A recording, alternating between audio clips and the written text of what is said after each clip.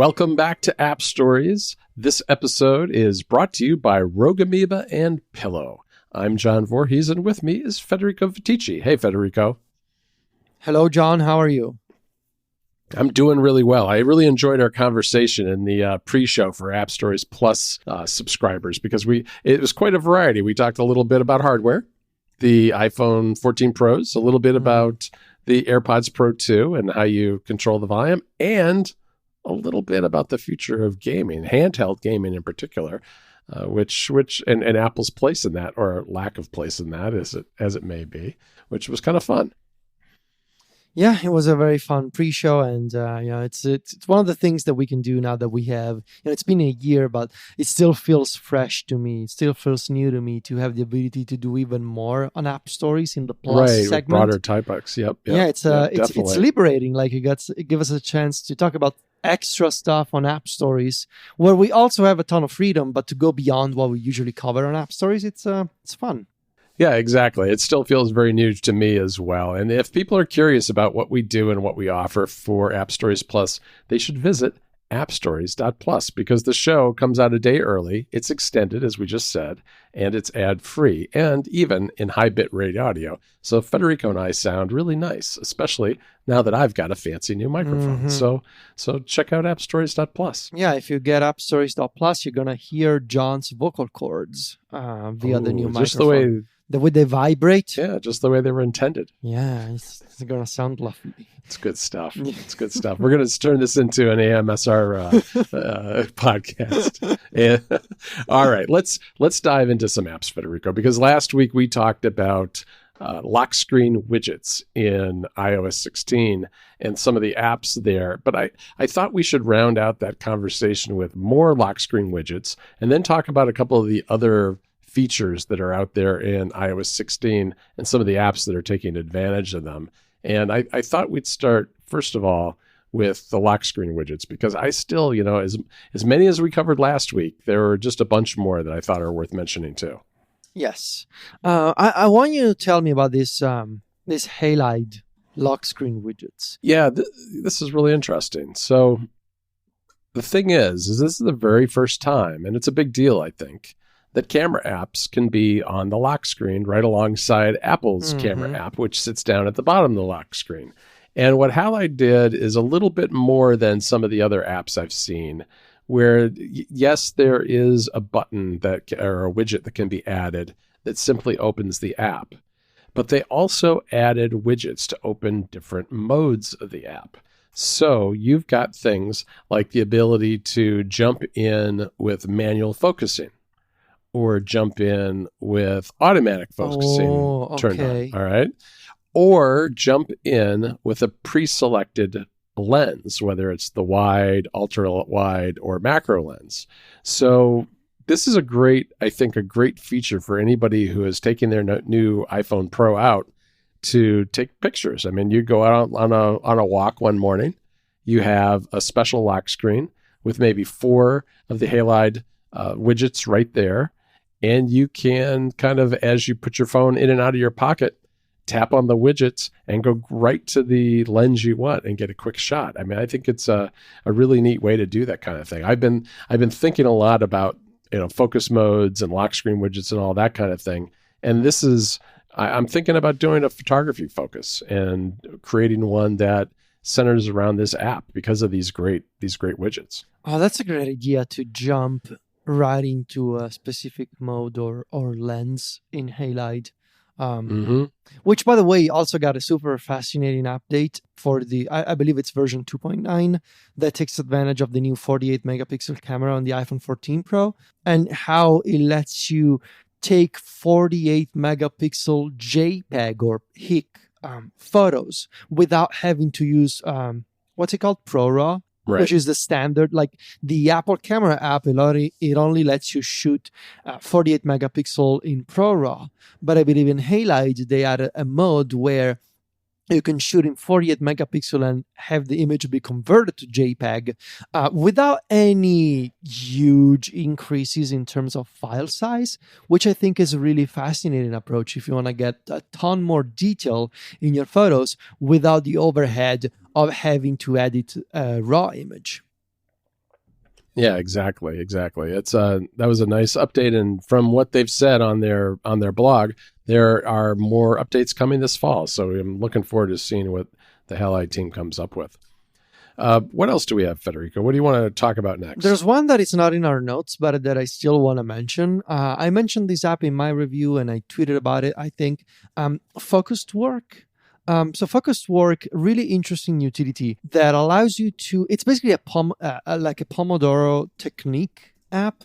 It's a Pomodoro timer app that lets you set different timers of different lengths, and then the timer counts down, and then you can take a break, right? That's the idea of the Pomodoro technique, where you can start an activity for a set amount of time, and you can have one or multiple breaks during that activity until you're finished with your work. Typically, you may have seen Pomodoro timers that let you do something for 25 minutes, then take a break, and then do another 25 minutes. And so, it's basically that idea. What I really like in Focused Work is that you have a ton of freedom in terms of creating your own sessions. They're called sessions in the app.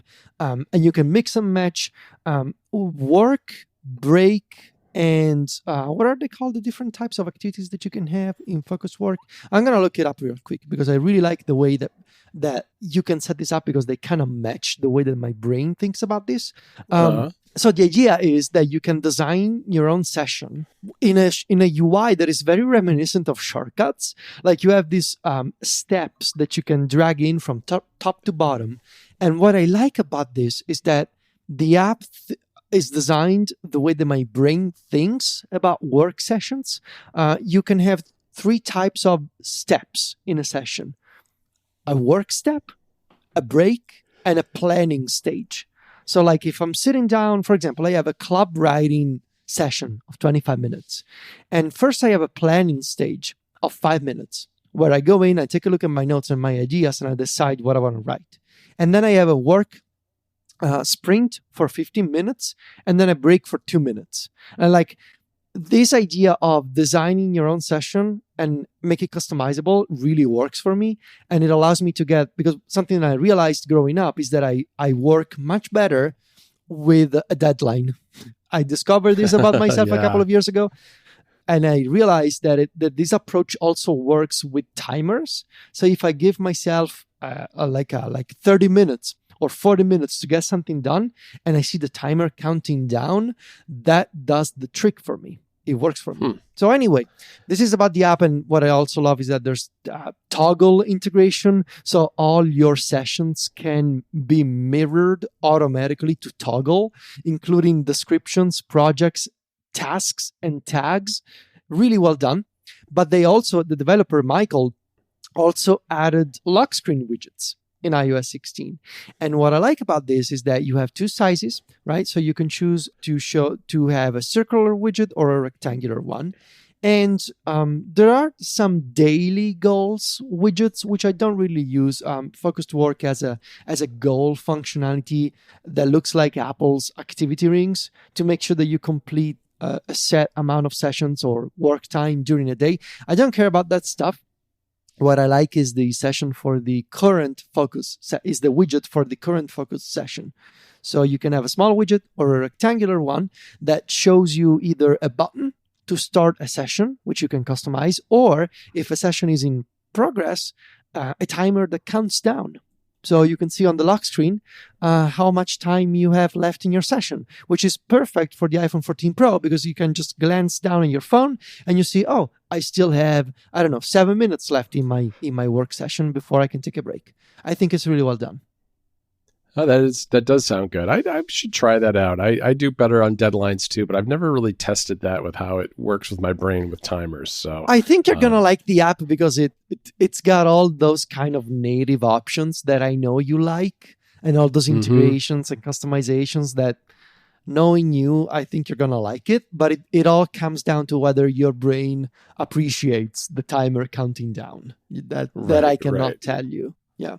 All right. I'll give it a try. The next app that I want to mention is Parcel, which is a delivery tracking app, which is a great app. It has just 2 lock screen widgets. One is a circular one that just shows a picture of a truck which I don't use that one because there's not enough information that it really gives you. Because it's just a picture of a truck. The other one is rectangular. And what I like about it is that it's customizable. You can just have it show you what your next delivery is going to be, or you can pin a delivery, which allows you to pick a particular package that might be coming to your house and track that one instead, which is what I did with my iPhone 14 Pro Max. So it sits up in the little lock screen area, and you can see the status change as the package makes its way to your home. Now, the circular one with the picture of the truck can pin deliveries too, but you've got to tap on it first to see where things are, where things stand. Yeah, I really like those widgets as well. And I was taking a look at my AirPods Pro 2nd Gen coming to me via parcel, and that was fun. That was really fun. What is Tempo? Is this the running app? It is. It's for runners and walkers. It's a log type of system that has a lot of great visuals for getting a sense for how much you're working out during a particular period of time, using circles on a calendar view and tracking a lot of the stats and that sort of thing. And I find it just kind of a nice way to go through and see how much exercise I'm getting and, understand better why maybe on a particular day I'm particularly tired because I maybe worked out too much that week. And so you can set it up to be just for running or just for walking, I think, or both. And I kind of have it set up for both right now. But what I really like about its lock screen widgets is the variety here, because you've got a whole bunch of you've got, I guess, 2 that track distance totals. Like, for instance, the last 7 days, the last 30 days, and the last 365 days, all in one rectangular widget. And then you have another one that tracks it by week, month, or year. And then there are also the goals. And for goals, you can see whether, how far along you are to your running goal or your walking goal, whatever it happens to be. Plus, there are a bunch of circular widgets that track just individual statistics. So instead of using up that rectangular space and having the week, month, etc., you can put those individual stats in a circular widget. And then finally, the last one in these series of widgets, and there are like 8 or 9 of them, is a bar graph. And it just shows you the last 7 days with a bar graph, giving you a sense for the, relative distances you've gone. I think it's a good way to kind of track where you are and where you're meeting your goals and that sort of thing, whether you're a runner or a walker. Very nice. That sounds very nice. I should consider using this for, walking or running at the park now that I live in front of one. Yeah, you have a pretty big park by your place, don't you? It's very big. It's quite large even. That's good. Well, you can do a lot of walking. That's my new thing in North Carolina. The weather's better. I'm going to walk all winter long. I've been liberated from the cold north. Nice. Very nice. All right. Do you have anything else, or can we talk about focus filters? Because I really want to talk about that. I do want to mention very briefly Zones. Zones by Vidit Bhargava, which is the time zone app. And what I really like about this is that because your widgets can be tied to lock screens that are also tied to focus modes, you can have different widgets for different people or time zones at different times of the day. And you can define in zones, you can define a time, not just as, a city, for instance, but you can define it as a person. So I've got Rome, and I actually changed mine so that it says Rome. It's not just Rome, Italy. It's Rome-Ticci, because that fits in the widget. If I wrote Federico, it wouldn't fit. Sorry. Mm-hmm. Yeah. but it's just handy because you can use one of those rectangular widgets and get a time zone that way. And I've done one for you. I've done one for like my son who lives in Ireland and things like that. And I just kind of enjoy having that there sometimes. I haven't really settled on a lock screen where that's going to be one of the main widgets. But I think if that's the kind of thing you need a reminder about frequently, it's not a bad way to go. Very nice. Very nice. This episode of App Stories is brought to you by Rogue Amoeba. Wow. Rogue Amoeba software is celebrating their 20th anniversary. That means 2 full decades of making amazing audio apps for the Mac. If you're a podcaster, musician, or someone who just likes to listen to audio on their Mac, Rogue Amoeba can make your life a lot better. Whatever you want to do with audio, it's a very good bet that they have the tool to help you. With Audio Hijack, you can record audio. Loopback gives you extremely powerful audio routing without needing cables or mixers. And Sound Source is the sound control that should have been built right into Mac OS. I've been using Rogue Amoeba's Audio Hijack for years in particular, and Sound Source too. Audio Hijack is what I use to record all of my podcasts. I don't know how many episodes I've done now. I think I've probably recorded with Audio Hijack over 700 times, I want to say, and it's always worked perfectly for me. I'm really, really happy with the app and wouldn't record with anything else. Rogue Amoeba doesn't run constant gimmicky sales or discounts. They just charge fair prices all the time. But in celebration of their anniversary, they're making an exception. For a very limited time, to celebrate 20 years in business, you can get 20% off any purchase from Rogue Amoeba. You don't need a coupon code or special URL. Just visit macaudio.com before the end of September to save 20% on anything they make. Download free trials, then buy online and receive the discounted price. Again, that URL is macaudio.com. Congratulations to Rogue Amoeba on 20 great years. Visit them now at macaudio.com. Our thanks to Rogue Amoeba for their support of the show. So I wanted to mention some focus filters. Yes. Compatible apps. So focus filters may not be a totally obvious feature of iOS 16. I think if anything, it's going to be one of the things that are going to fly under the radar of the changes in iOS 16. But if you're into this kind of stuff, customization, listening to this podcast, I mean, I think you're going to be the kind of person who's going to be interested in this kind of idea. Yeah. I really feel like focus filters are going to be very powerful for you. The idea of focus filters, obviously, is that they're not about silencing notifications. They are about focusing on specific areas of apps. So instead of, basically a good way to think about it is, instead of silencing notifications, they hide stuff inside apps.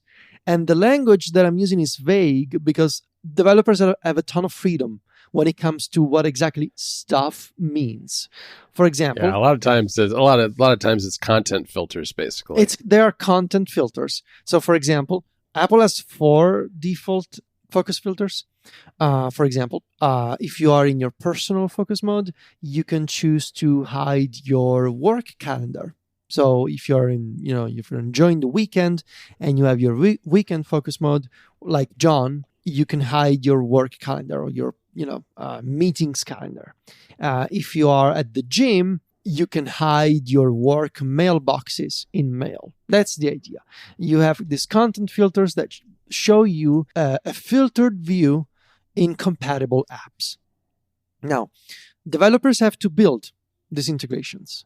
Implementing the feature should be relatively straightforward because focus filters are powered by app intents. So the same technology that's behind shortcuts, that's behind a lot of the shortcuts actions, like all the shortcuts related things are based on the intents framework. They also power focus filters. I wanted to mention a few third-party examples of what's possible with focus filters today.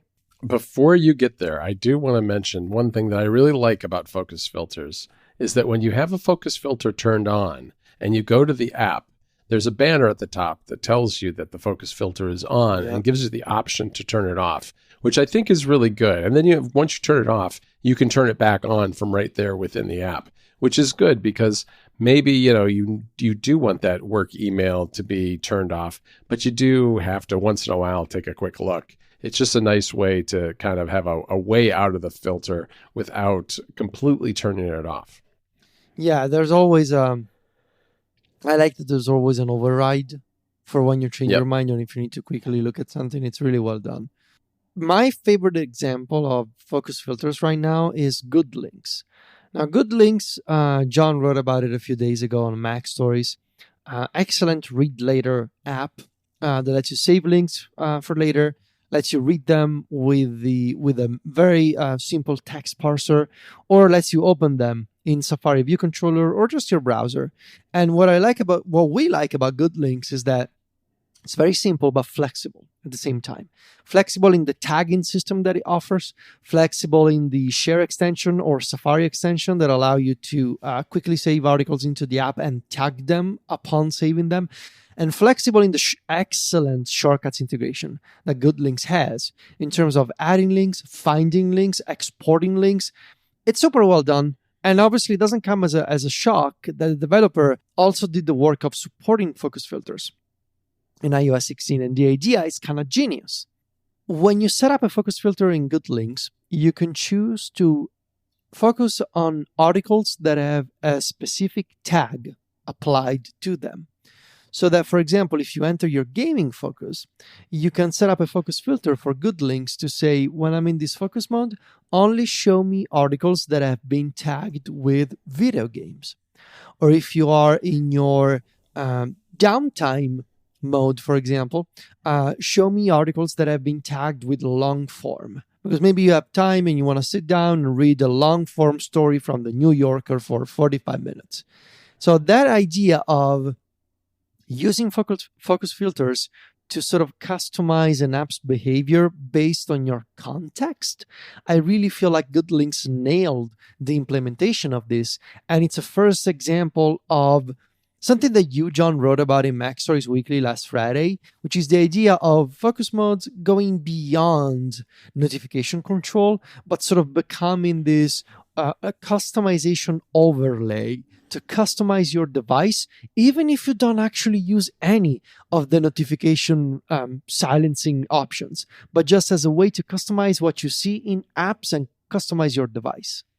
Yeah, to me, it really has become, focus modes have really become the glue that fits together a lot of this customization stuff. And it's really hard, writing that was really hard because it's hard to describe exactly how it all works, but it can be really powerful if you put your mind to it. And with focus filters and particularly this Good Links integration, it's really gotten me to rethink a little bit how I'm using tags in the app, because I'd used them pretty sparingly in the past, more as a way to search for things in the future than a way of using the links that I've saved. And now I'm thinking about tags that I can use that will fit into a framework that uses them with focus filters to get more out of the app that way.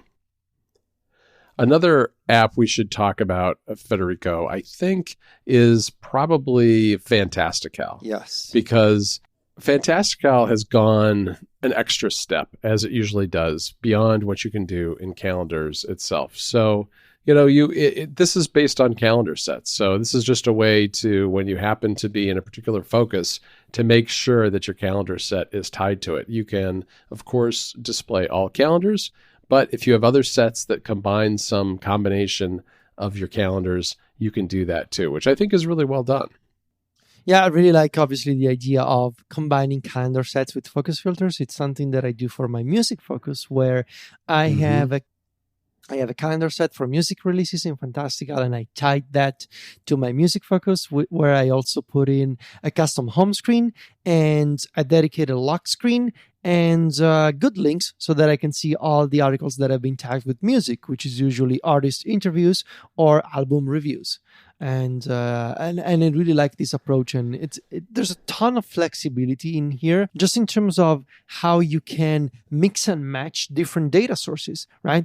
And how you can combine that, so all that content from apps, tie it to a focus mode, but then also work with your home screen, your lock screen, even your watch face, and you have this very flexible and comprehensive customization mode, where you can just spend hours tweaking and playing around with different ideas. If you're into this sort of stuff, you're going to waste hours just playing around with different configurations.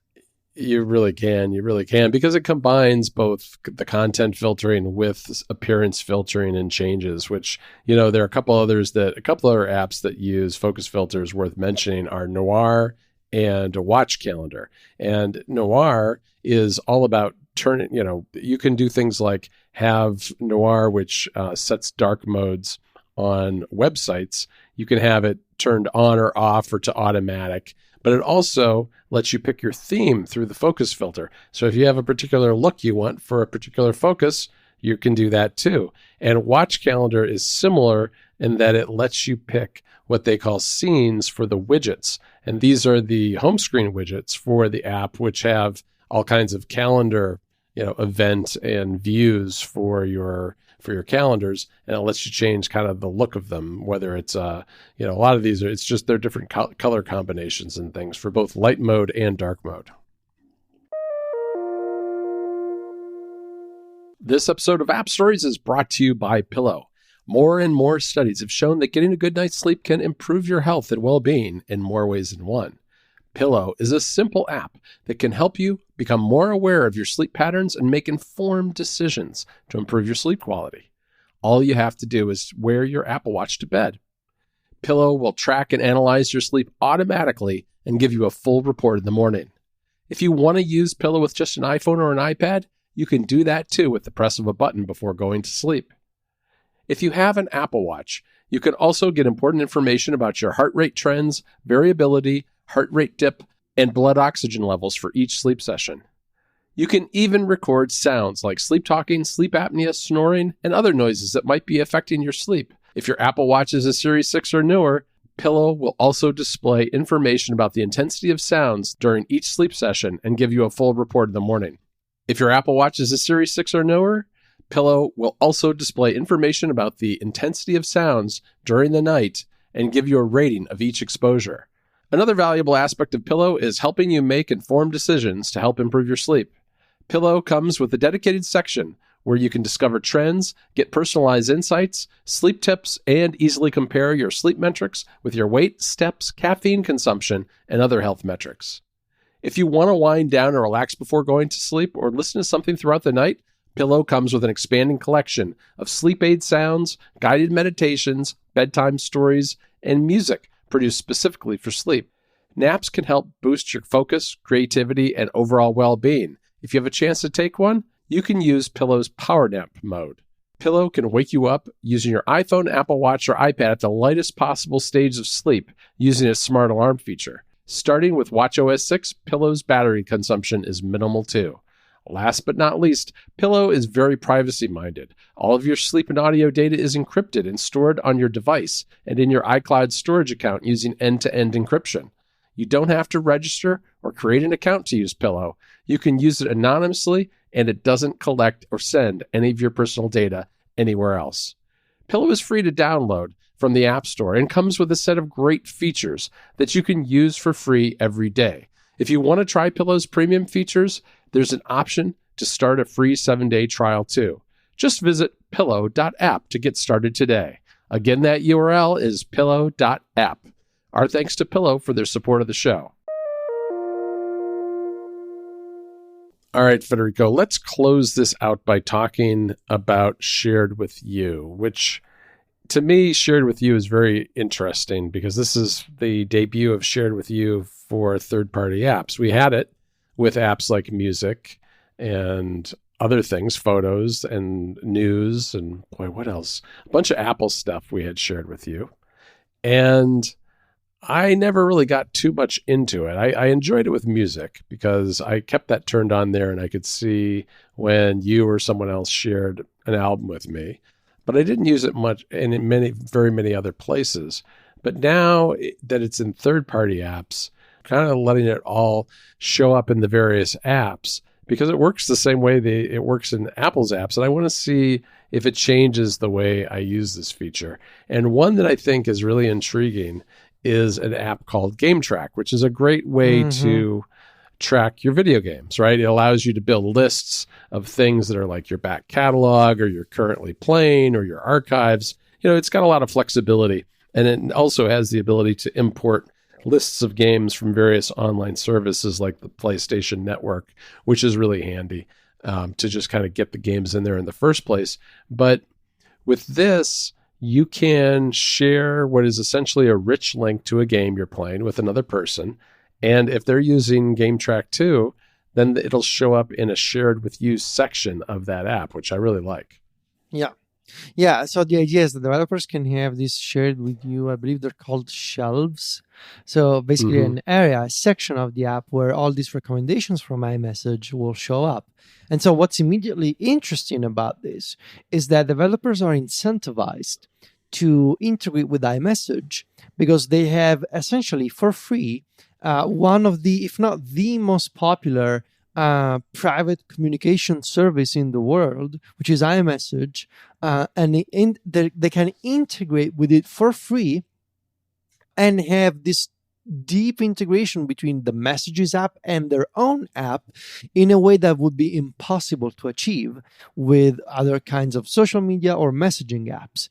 Because what's nice about this is that just like last year, when you tap on an item in Shared With You, you can choose to reopen the original message in its original context. Right. So if John sends me a video game via GameTrack, and I see that, and I don't have time to deal with it because it's Tuesday and I'm working. But then it's Friday evening, and I'm like, okay, I want to relax. I remember that John sent me something a while back. Maybe I can check it out.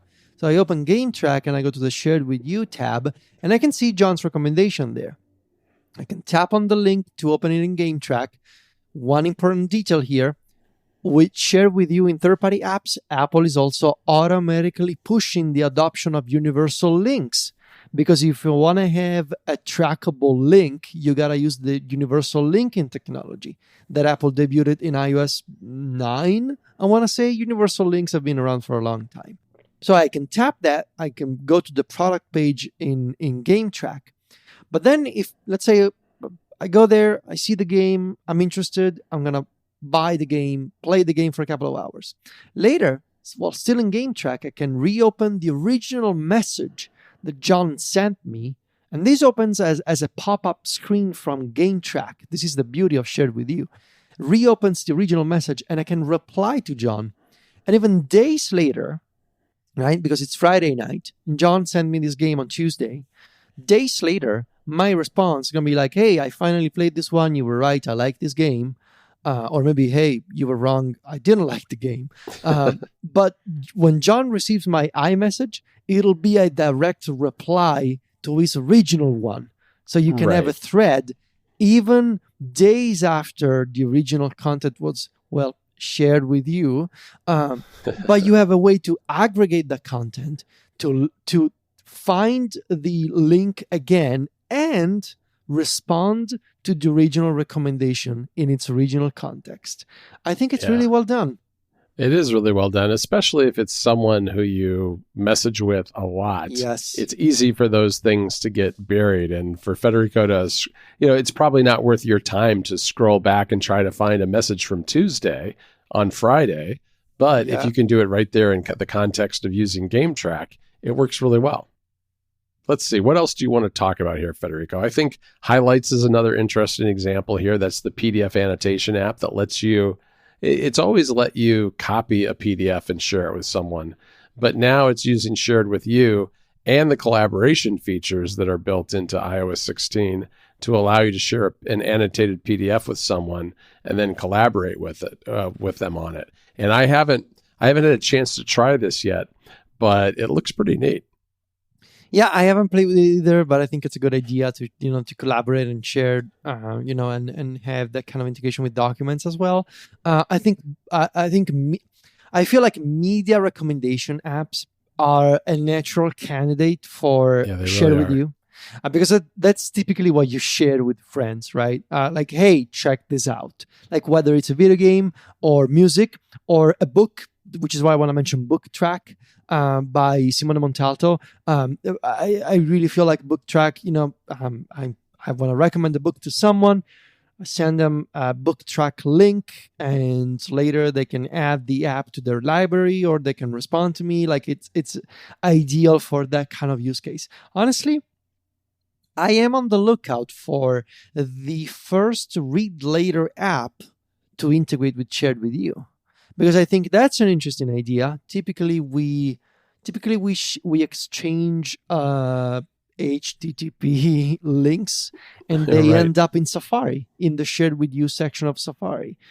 But I do wonder if maybe developers of read later apps can consider this, as an obvious place where you're recommending an article that you are reading in the read later app. So maybe one of these folks, Matter, Up Next, or even Good Links, maybe they could consider this shared with you integration, because you're going to have that feedback loop, right? That cycle of you're no longer, if you integrate with share with you are no longer going to share the direct vanilla URL of the article. You're going to share, say, a Matter URL or an Up Next URL. And clicking that will take you to the Matter or Up Next or Good Links or whatever app inside the article. So you're giving people a way to share and a way to reopen the story immediately in a proper reading environment, right? So I think read later apps should also consider this. Yeah, no, it's an interesting idea, because a lot of the times if you were to send me a link to a story somewhere, I would probably drop it into Good Links or Matter or something like that anyway, and being able to short circuit that and get in there immediately, it would be really nice. All right, Federico, that's another good rundown of a lot of apps. I think this year we're going to find, we're not done with the hardware release season yet, or the OS release season. We're going to find that most of the new apps that have been enabled by these OSs are going to have been in iOS. I don't think there's as much for third-party developers to do with iPadOS other than the ones that are in common with iOS or with macOS. So this has been kind of a fun year for people working on iPhone apps. Yeah. I want to thank our two sponsors again. That's Rogue Amoeba and Pillow. You can find me and Federico over at macstories.net. Federico is at Viticci on Twitter and Instagram. That's VITICCI. And I'm at John Voorhees. JOHNVOORHEES. Talk to you next week, Federico. Ciao, John.